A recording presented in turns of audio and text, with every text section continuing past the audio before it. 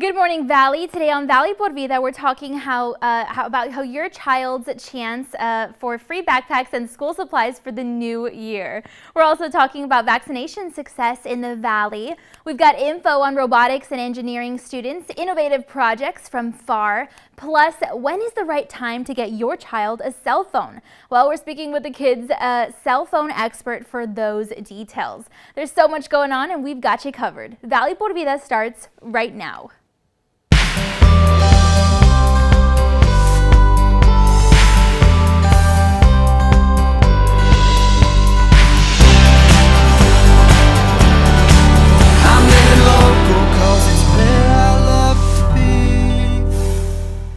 Hi there, and thanks again for joining us this morning. I'm your host, Danielle Banda. Well, the Buckner Family Hope Center will host its annual back-to-school distribution for 1,000 local children. Registration is now open for RGV families in the Mission area to receive free backpacks and school supplies, so we went ahead and spoke with their team to learn more. Take a look. My name is Jorge Rodriguez from the Buckner Family Hope Center in Peñitas. I'm here to tell you a little bit more about our services and one of the exciting events that we're having on August 6th. Buckner in the Valley is a part of the Buckner International program across the state. It's a faith-based nonprofit that was founded in 1879, and it serves vulnerable children and families and seniors. And so in the Valley, we've been serving since 1971. So this year we're celebrating 50 years serving the people of the Valley. In Peñitas, our Family Hope Center offers preventative education services to families experiencing poverty and lacking services. And so we are trying to empower them to reach their God-given potential by connecting them with parenting classes, skill classes.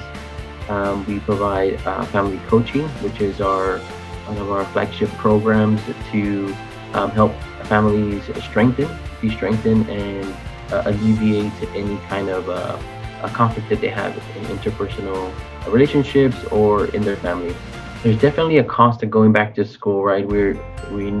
Parents are going to be preparing to purchase all the school supplies, and on average, parents purchase or spend about $268 per kid. And so we're just trying to alleviate that as much as possible by providing 1,000 children with a free backpack and school supplies in our community. The average family spends about $268 per child on school supplies and getting ready for back to school. And so that's really where we're trying to alleviate some of the financial burdens on families. We know that this year has been particularly difficult going back to school, changes. And so we're just trying to alleviate some of the financial burdens, because we also know that there's a lot of anxiety, right? And that will help alleviate some of that, make a huge impact on the family overall.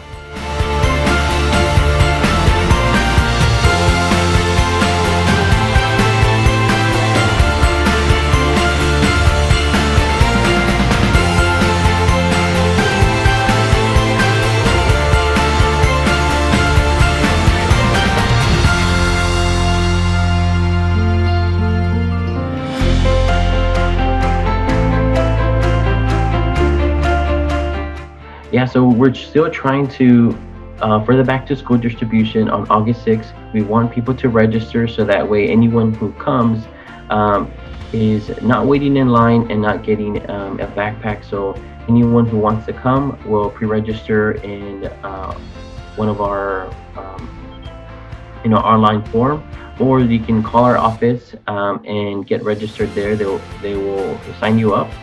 If we reach our capacity, or you don't fit within the target zip codes that we're trying to target, we will try to connect you with other distributions around your community.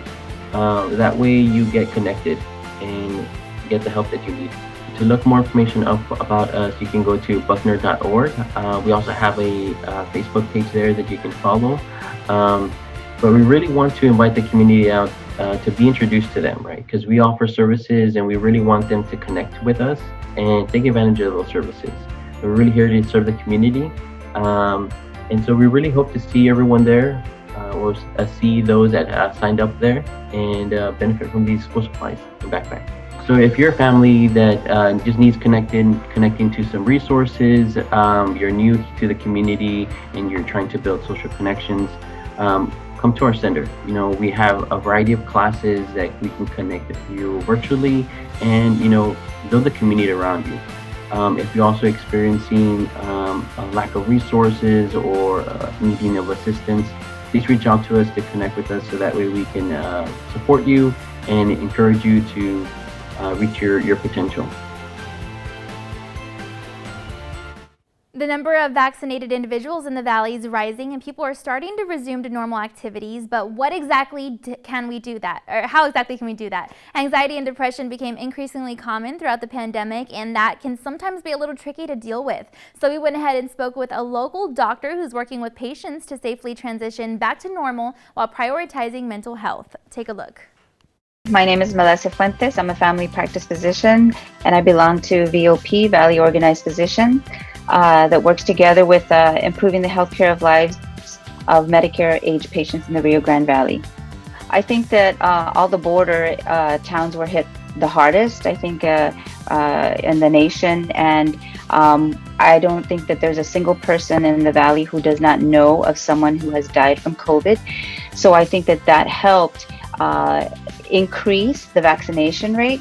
And currently, I know that Starr County has the highest vaccination rate at 80% for the whole RGV. We're greater than 74% for at least one dose of patients getting a vaccine, at least one, which is higher than the state of about 57%, at least as of June 10th. So it is difficult because, here in the Valley, we are starting to see a rise again of COVID cases. And, we have seen patients who got COVID last year, got the vaccine, and then got COVID again recently.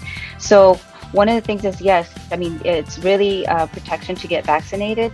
However, it's still important to realize that not everybody is vaccinated, and there are some people that have not gotten the vaccine. So if you're around them without a mask, you can contract the illness. So even though, yes, we can kind of return to somewhat, more normal state than we were last year, it is still, advisable that we wear our masks, especially when you're in a situation where you don't know the status of those others who, if they're not vaccinated, you really don't want to be without your mask. There was already a lot of anxiety and depression, especially in our younger population, even before the pandemic.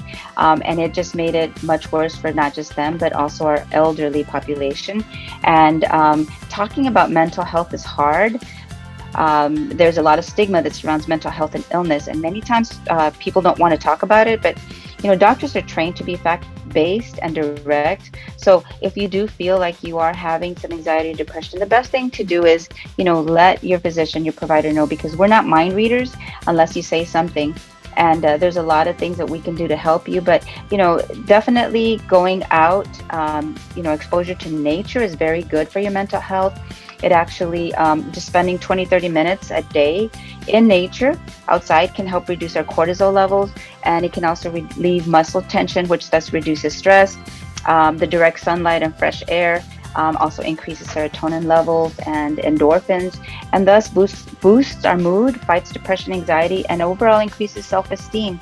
And I know it's really hot now, but maybe early morning, in the evening with mosquitoes, but just basically taking the precautions. But definitely spending some time outdoors gardening will definitely help with anxiety and depression. One thing is just saying I'm feeling this, is that normal? If you notice any type of loss of appetite, maybe thinking negative thoughts, just worrying about a lot of things, irritability, moodiness, maybe having trouble concentrating, not sleeping well, finding that the day-to-day things that you were doing before a little bit maybe more difficult to do, seeing or hearing things that aren't there. There's a lot of different things that can vary from person to person, but it can be as little as even fatigue. We're seeing a lot of people just have fatigue, and that could be, a sign. Of course, the physician will ask more questions, but fatigue can be a symptom of depression. Well, one thing is don't panic. That's very important. Don't worry. Get your vaccines if you're not vaccinated. continue to wear your masks whenever you're in an area where there's, a lot of people that you don't know their status of vaccination, and just, go outdoors, enjoy, try to do things that you enjoy, and eat right, get plenty of sleep, and if you there's a lot of sources out there, so if you just Google whatever it is you're interested in, you will be able to find some stuff.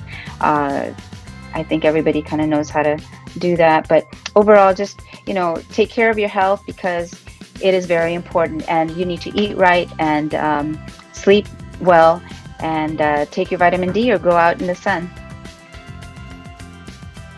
All right, well, it's time now to take a commercial break, and then we've got to look at your local weather updates, but stay tuned because we'll be back and we'll have info on how the students at Vanguard in the city of FAR are working on their engineering careers. That info plus more coming up.